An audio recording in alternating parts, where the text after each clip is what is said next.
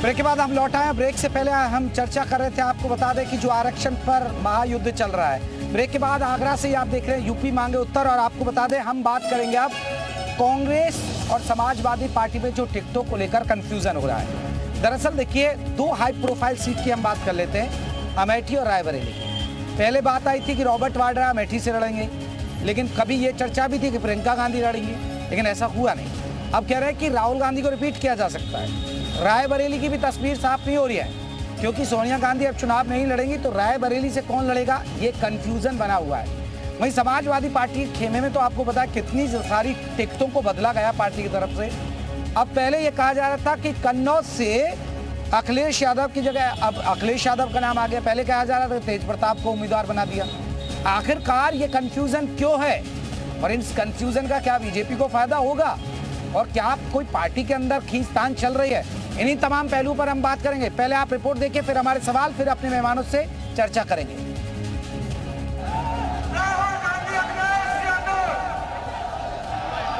Nomination होगा तो आपको पता लग जाएगा, और हो सकता है नॉमिनेशन से पहले ही आपकी जानकारी होगी।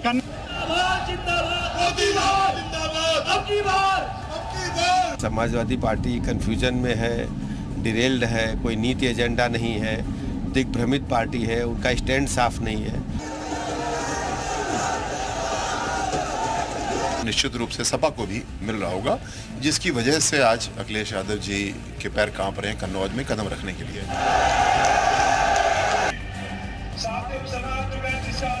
घमंड था कि हम किसी को भेज देंगे, वो लड़ जाएगा, जीत जाएगा। और जबकि हमने इनको कहा था कि आप अपने सफाई से भी किसी को भेज दोगे तो भी उसकी जमानत भी जब्त हो जाएगी। अखिलेश यहाँ से कोई लड़ ही नहीं सकता आपके खिलाफ।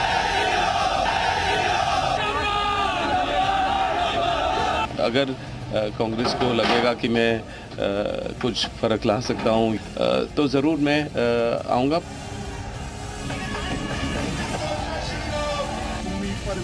क्योंकि जीजा जी आएंगे तो सुरेश सबको, जीजा जी की नजर जगदीशपुर पे है, कहीं डर है।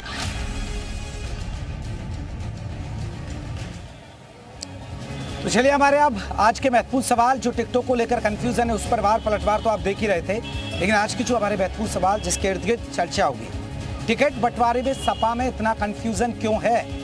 आपने देखा होगा कई लोकसभा सीटों पर इन्होंने टिकट बदल दिए, मेरठ उसमें भी है, गौतम बुद्ध नगर भी है, बहुत सारी सीटें। और वहीं परिवार की सीटों में तो बदलाव आपने बदायूं में भी देख लिया और कन्नौज में भी देख लिया।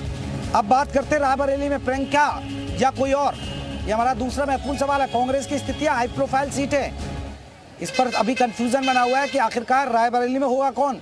सोनिया गांधी तो अब लड़ेंगे नहीं। अमेठी में स्मृति के सामने कांग्रेस से कौन। पहले कह रहे हैं कि प्रियंका गांधी लड़ सकती हैं, फिर आई बात रॉबर्ट वाड्रा की, फिर अब बात आ रही है कि राहुल गांधी आ जाएंगे फिर से मैदान में, लेकिन कौन, एक महत्वपूर्ण सवाल। घर में ही विपक्ष के धुरंधरों को डर, कहीं ऐसा तो नहीं है कि घर में ही विपक्षों को धुरंधरों को डर लग रहा है, क्योंकि ये गढ़ है और इस गढ़ के अंदर ही इतना कंफ्यूजन क्यों हो रहा है, कोई डर तो नहीं लग रहा है। इसी पर हम बात करेंगे। आपको बता दें हमारे जो महत्वपूर्ण सवाल है, हमारे साथ तीन खास मेहमान जुड़ गए। फराज किदवई जी हैं समाजवादी पार्टी की तरफ से। फराज साहब, बहुत बहुत स्वागत है आपका। हरीश श्रीवास्तव जी हमारे साथ बीजेपी की तरफ से जुड़े हुए हैं। अनु पासवान भी हमारे साथ कांग्रेस की तरफ से जुड़ी है। फराज साहब, सबसे पहले समाजवादी पार्टी के कंफ्यूजन की बात कर लेते। सर, कई लोकसभा सीटों पर कंफ्यूजन की स्थिति देखी, लेकिन पारिवारिक सीटों पर भी डर लगा हुआ है। सर, कोई घर में ही सिर्फ उठापल तो नहीं हो रही है, ये सीटों में बदला बदली क्यों हो रहा है सर, क्यों कंफ्यूजन हो रहा है? जेपी जी, देखिए, समाजवादी पार्टी भारतीय लोक प्रदेश में एक मेन विपक्षी पार्टी है, और हम किसको कहां से टिकट देंगे, कहां किसका टिकट बदलेंगे, ये एक हमारी रणनीति का हिस्सा है। लेकिन क्या है कि जेपी जी के भारतीय जनता पार्टी के कुछ कंफ्यूजन भी आप, मुझे ये लगता है, अपने प्रतिष्ठित चैनल पर उठाइए। जैसे उत्तर प्रदेश नहीं सर, मैं इसलिए सवाल इसलिए उठ रहा है कि ये बहुत महत्वपूर्ण सीटें हैं, हाई प्रोफाइल सीटें हैं, आपके पारिवारिक गढ़ की सीटें हैं सर, यादव फैमिली के परिवार की गढ़ की सीटें मानी जाती हैं सर। तो कोई डर है या घर में सिर्फ उठापल हो रही है? बदायूं में भी आपने देखा, छोड़ दीजिए हम मेरठ की बात नहीं करते हैं, छोड़ दीजिए गौतम बुद्ध नगर की नहीं बात करते हैं, लेकिन बदायूं में देखिए कभी चाचा, कभी भतीजा, कभी बेटा, तो ये कन्फ्यूजन। अब कन्नौज में भी कन्फ्यूजन है सर, पहले कह रहे हैं कि कोई और लड़ेगा, फिर कोई और लड़ेगा, अब अखिलेश यादव कह रहे हैं। हम तो ये सर क्लियर करिए ना, तस्वीर साफ क्लियर करिए ना सर। हाई प्रोफाइल सीट है, ये तो आपके फायदे की बात कर रहे हैं हम तो। जेपी जी, जब प्रधानमंत्री जी गुजरात से भाग करके उत्तर प्रदेश में आए थे और बनारस में उन्होंने शरण ली थी, तो क्या कोई कंफ्यूजन था या उनको डर था कि वो गुजरात में चुनाव हार जाएंगे? और गाजियाबाद से जनरल वीके सिंह को ड्रॉप किया जाता है, हाई प्रोफाइल सीट है, तो जनरल वीके सिंह का चुनाव हार जाते, क्या उन्होंने इतना खराब काम किया था? पीलीभीत से वरुण गांधी जी के चुनाव हार जाते, जो उनका टिकट काट दिया गया, उन्होंने बहुत ज्यादा खराब काम किया था। दिल्ली से मीनाक्षी लेखी जी का टिकट काट जाता है, इसका काट दिया जाता है, इसका मतलब उनकी परफॉर्मेंस। अरे सर, टिकट कटने की बात ही नहीं कर रहे ना फराज साहब। चलिए मैं लौटूंगा सर, फराज साहब मैं लौटूंगा अनु पासवान जी से। नहीं सर, अब मैं टिकट कंफ्यूज, आप टिकट काटने पे चर्चा ही नहीं कर रहा ना सर, मैं तो टिकट बदलने पे बात कर रहा हूँ ना सर। बोलिए फराज साहब, अगर बोल सके तो फिर मैं आगे बढ़ूँ और भी मेहमान है। देखिए कंफ्यूजन जो है ना, कंफ्यूजन आज की तारीख में जो सबसे ज्यादा कंफ्यूजन है वो भारतीय जनता पार्टी में है। मैंने अभी आपको 3-4 नाम गिनाए, उसके बाद में क्या होगा इनका कि जयंत सिन्हा, गौतम गंभीर, सनी देओल, जसवीर कौर, इन सबको लेकर के ये आए थे, मगर इन्होंने चुनाव लड़ने से मना कर दिया।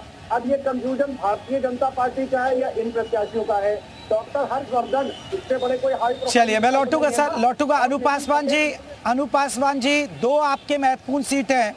हालांकि देखिए, एक ही सीट आप पिछली बार जीत पाए, अब 2 महत्वपूर्ण सीट है आपकी, रायबरेली और अमेठी, जो गांधी परिवार का गढ़ माना जाता है। लेकिन मैडम कंफ्यूजन क्यों आ रहा है? ये बड़ी हाई प्रोफाइल सीट है, सबकी नजरें पूरे देश की। जयप्रकाश जी, मैं सबसे पहले यही बताना चाहूंगी कि कोई कंफ्यूजन नहीं है। कुछ ही दिनों में मुझे लगता है 2 से 3 दिन के अंदर आप सभी लोग तक सूचना पहुंच जाएगी कि इन 2 सीटों पे कांग्रेस पार्टी से कौन आ रहा है। ये शीर्ष नेतृत्व का अपना बात चल रहा है, सारी जगहों पे सीटों पे बातें चल रही हैं और लगभग तय हो चुका है, मगर अभी हमारे पास कोई ऑफिशियल नोट नहीं आया, इसलिए अभी हम उस पे बात नहीं कर सकते। मगर 2 से 3 दिन और आप लोग सब्र रखिए, 2 से 3 दिन के अंदर आप लोग को नाम पता चल जाएगा कि 2 हाई प्रोफाइल सीटों पे कौन आ रहा है। चलिए मैडम, मैं तो देखिए, हम तो सब्र रख रहे हैं, हमें तो खबर बतानी है। जब आप डिक्लेयर कर देंगे, हम ऐलान कर देंगे। देखिए ये लिस्ट जारी कर दी है इन लोगों ने, लेकिन वहाँ के कार्यकर्ता, वहाँ जो देश की नजरें कि गांधी परिवार कहाँ से लड़ेगा, स्मृति ईरानी के मुकाबले कौन खड़ा होगा, रायबरेली के अंदर क्या हो गया, वो कार्यकर्ताओं का मनोबल टूट जाएगा अनु जी, और मनोबल टूट रहा है। में कोई कंफ्यूजन है ना, जनता में कोई कंफ्यूजन है ना, लोगों में कोई कंफ्यूजन है। लोग और जनता मुद्दों पे अपनी बात कर रही है, मुद्दों पे ही वोट कर रही है, और ये पहले चरण में साफ समझ में आ गया है कि जनता जो है इस बार मूलभूत मुद्दों पे वोट करने पे आई है, मगर कोई कंफ्यूजन नहीं, ना कार्यकर्ता में ना जनता में। ठीक है हरीश श्रीवास्तव साहब, लग रहा है कि विपक्ष में कंफ्यूजन है टिकट को लेकर, समाजवादी पार्टी या कांग्रेस में, और ये कंफ्यूजन आपके लिए फायदेमंद साबित होगा? देखिए, असली बात तो ये है कि ये दोनों, चाहे कांग्रेस पार्टी की दोनों परंपरागत उनके परिवार की सीटें हों, कांग्रेस की जो फर्स्ट फैमिली है, या कन्नौज सैफई परिवार की सीट है, इस पे आज तक दोनों पार्टी की मुखिया ये तय नहीं कर पाए कि इससे कौन लड़े। अब वो जैसा कि चर्चाएं चल रही कि कल अखिलेश जी नॉमिनेशन करने जा रहे हैं कन्नौज से, ये आज ये बात हुई जब वहाँ, तो ये कहीं न कहीं इनके मन में भय है, इसलिए ये पार्लियामेंट लड़ने के लिए साहस नहीं जुटा पाते। चाहे राहुल गांधी जी हों, चाहे अखिलेश जी हों, इनका अपनी सीटों पे कि इससे हार जाएंगे तो क्या पार्टी में होगा और जनता के बीच क्या स्थिति रहेगी। इसलिए न तो कांग्रेस पार्टी डिक्लेयर कर पा रही थी और न ये डिक्लेयर कर पा रहे थे, क्योंकि उसके पीछे इनका भय है कि जिस तरह मोदी जी की लोकप्रियता, जिस तरह उन्होंने काम किया है, परफॉर्म किया है, तो हमारे पाँव फट जाएंगे तो ये होगा कि अब इनकी परंपरागत घर की सीटें नहीं जीत पाए। वही राहुल गांधी और के लिए होगा, क्योंकि राहुल जी तो अमेठी आगे गए, तब से लोग ही नहीं अमेठी, तो ये इनके अंदर का कहीं न कहीं। फराज साहब आप लोग डरे हुए हैं पूरे, चाहे आप मुलायम फैमिली की बात करें, आप लोग डरे हुए हैं। बीजेपी तो ये आरोप लगा रही है, और वो सही भी कह रहे हैं, राहुल गांधी अगर देखिए कभी अब अमेठी आते ही नहीं है। जेपी जी एक बात सही बोली इन्होंने कि ये लोग विपक्ष को डराने की पूरी कोशिश करते हैं और विपक्ष के साथ साथ भारत की जनता को भी डराने की पूरी कोशिश करते हैं और अपनी तमाम संस्थाओं को यूज करते हैं कि किसी तरह से हम लोगों को डरा करके धमका करके विपक्ष को और ये आसानी से चुनाव जीत सकें।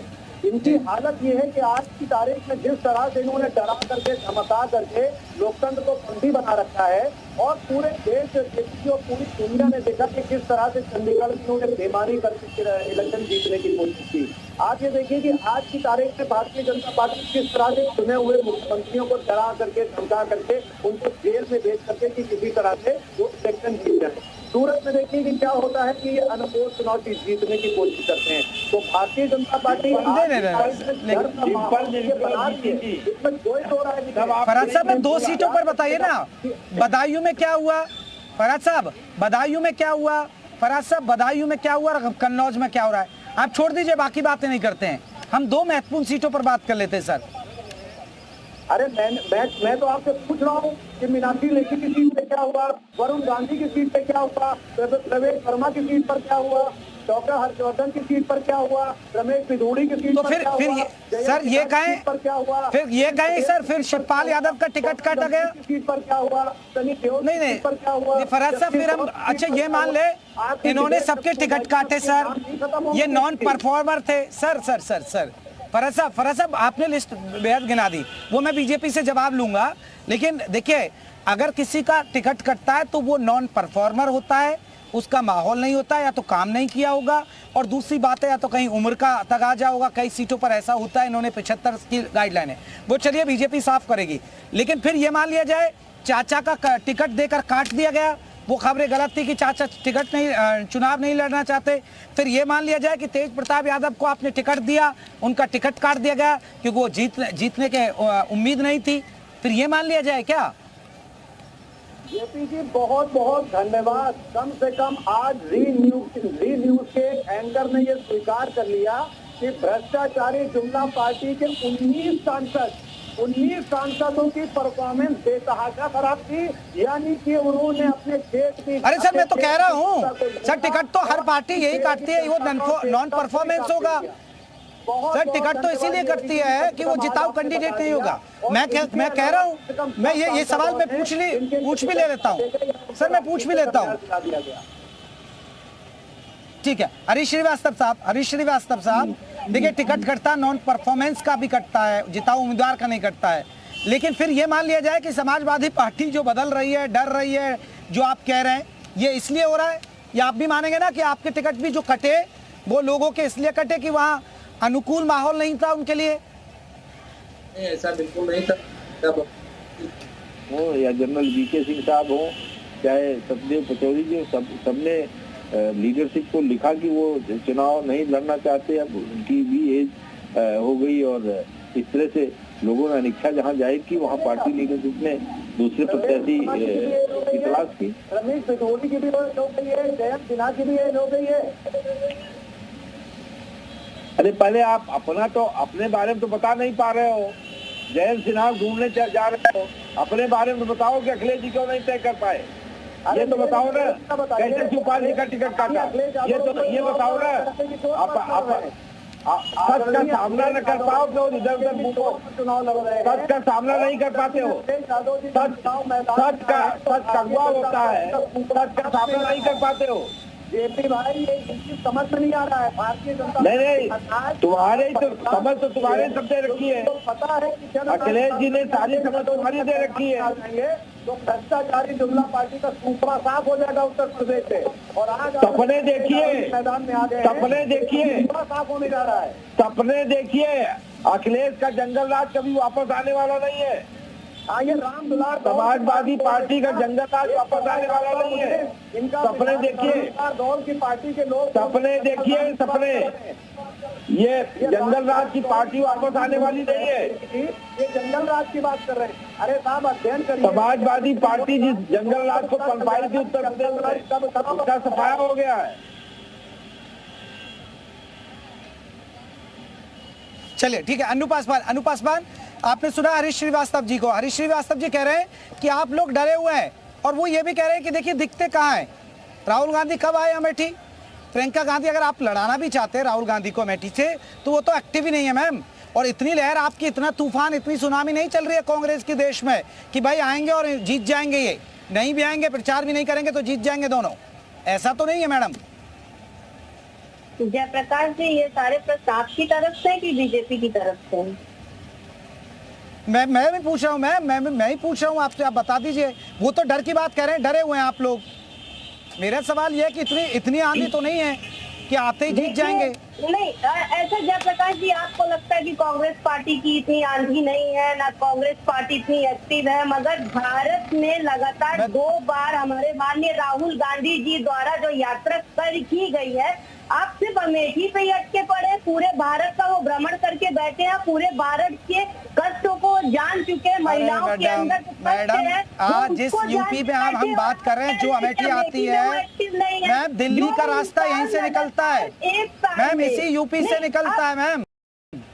नहीं, मैं तो वही बात कह रही हूँ ना, आपके प्रश्न को सवाल कह रही हूँ। अगर आपको ये लगता है कि कांग्रेस पार्टी और राहुल गांधी जी अमेठी में एक्टिव नहीं है, इतनी हवा नहीं है, तो मैं तो आप ही के इस भ्रम को दूर कर रही हूँ। मैं तो उसी का जवाब दे रही हूँ ना कि जो इंसान लगातार 1 साल के अंदर ऐसी 2 बड़ी अनु पासवान जी, अगर आपके लिए अमेठी महत्वपूर्ण नहीं, रायबरेली महत्वपूर्ण नहीं, तो इसका मतलब यूपी महत्वपूर्ण ही नहीं है। दूसरी, और मैम, अगर आपके लिए यूपी महत्वपूर्ण नहीं है, अनु जी मेरा एक सवाल, अनु जी मेरे एक सवाल का जवाब दे दीजिए। नहीं जयप्रकाश जी, या तो आप मुझे बोलने दीजिए या तो आप ही पूरी बातों को रख लीजिए, आप ही सवाल मेरे एक छोटे से सवाल का आपको ही मौका दे रहा हूँ मैम, आपसे बात ही कर रहा हूँ मैं अनु जी एक सवाल पूछ रहा हूँ आपसे, फिर छोटा सा आप ही जवाब दीजिए। आप मेरी बोलने के बीच में आप बोल रहे हैं, आपने जो कहा, अरे मैं आपको ही मौका दूंगा। अनु जी बस इतनी सी बात बता दीजिए, आपने मुझे कहा कि आप अमेठी में अटके हुए हैं। मैम हम बिल्कुल नहीं अटके हुए हैं, रायबरेली में नहीं अटके हुए हैं, हम तो सिर्फ पूछे ये हाई प्रोफाइल सीट है। अगर आपको अमेठी और रायबरेली इतनी महत्वपूर्ण नहीं आ रहा है तो यूपी भी महत्वपूर्ण नहीं है। और यूपी देखिए, यूपी से ही रास्ता निकलता है दिल्ली के लिए। ये कहा कि कांग्रेस की हवा नहीं है, राहुल गांधी जी अमेठी से गायब है, तो मैं उस पर जवाब दे रही हूँ। मैंने हवा नहीं कहा मैम, इतनी सुनामी नहीं है कांग्रेस की, मैं अभी भी कह रहा हूँ मैम, इतनी भी सुनामी नहीं है। मैं हवा की बात नहीं कही, मैंने कहा इतना भी तूफान और सुनामी नहीं है कांग्रेस की। ठीक है, बोलिए आप, बताइए अपनी लहर, सुनामी बता दीजिए मैम। मुझे जवाब नहीं देने दे रहे, या तो आप प्रश्न पूछते, अरे बोलिए मैडम, बोलिए मत दीजिए,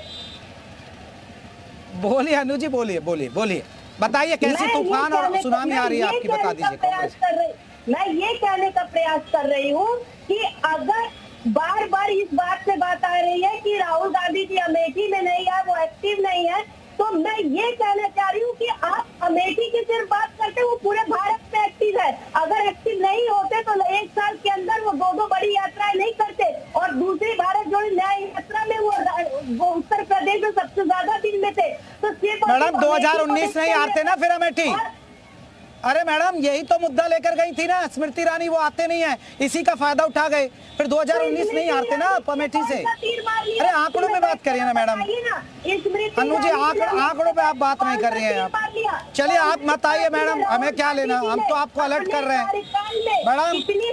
हम तो अनु पासवान जी, हम तो आपके वेल विशर की तरफ बैल विशर के तौर पर बात करते हैं, लेकिन आपको लगता है कि हम बीजेपी की तरफ से बात करते हैं। ठीक है, मत आइए, आप रहिए, बाहर ही रहिए, यूपी में मत भेजिए किसी को, हमें क्या लेना देना। ठीक है, हरीश श्रीवास्तव साहब, हरीश श्रीवास्तव साहब, अनु पासवान जी को सुना आपने? अरे ठीक है अनु जी, मत आइए, हमसे मत लड़िए, मत आइए। राहुल गांधी अमेठी ना आए, सोनिया गांधी चाहे प्रियंका गांधी, कोई नहीं आए यूपी, हमें क्या लेना मैम, हम तो वेल विशर है, आपको अलर्ट कर रहे हैं। अब आपको जो लगे वो करिए आप। ठीक है कि आप पहले बात को सुनने की कोशिश करिए, आप सिर्फ प्रश्न पूछते जा रहे हैं, आप मेरी जवाब सुनने नहीं दे रहे। मैं जवाब दे रही हूँ, आप उसमें उसके बीच में भी आप प्रश्न पूछ रहे हैं। आप लोगों को समझाते हैं कि बीच में टोका टाकी मत करिए, मगर मैं जवाब दे रही हूँ, आप बार बार उसी में आप टोक रहे हैं। मुझे जवाब तो देने दीजिए कि आप बस प्रश्न पूछते चले जाएंगे और आप जवाब सुनने नहीं देंगे किसी को।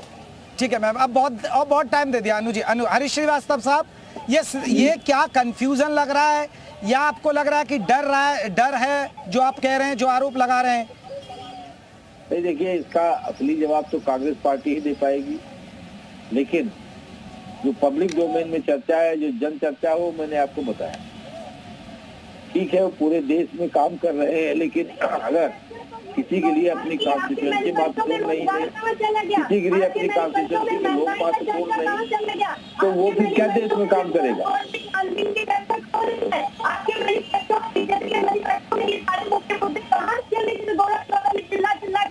महंगाई मुक्त कर देंगे, हम बेरोजगारी मुक्त कर देंगे, हम लोगों को सस्ता पेट्रोल डीजल देंगे। आज ये सारे मुख्य मूलभूत। अरे अनुज जी, उनको जवाब तो देने दो। अनुज जी, जवाब तो देने दीजिए ना उन्हें। आपसे भी कह रही थी जवाब तो देने दो, जवाब तो देने दो, मगर आपको। अरे मैडम जी, मैंने आपको पूरे 3 मिनट दिए मैम, 3 से 4 मिनट आपसे ही बातें की है मैडम। चलिए चलिए, आरोप प्रत्यारोप ये लगता रहेगा, तो यूपी मांगे उत्तर में मैम यही। लेकिन अभी विपक्ष में कंफ्यूजन, बीजेपी से डर बता रही है। अब ये सच्चाई क्या है ये भगवान जाने और वोटर तय करेंगे। आप सभी मेहमानों का बहुत बहुत शुक्रिया। यूपी मांगे उत्तर आप आगरा से देख रहे थे, कल किसी और जगह मिलेंगे और करेंगे आपसे यूपी मांगे उत्तर।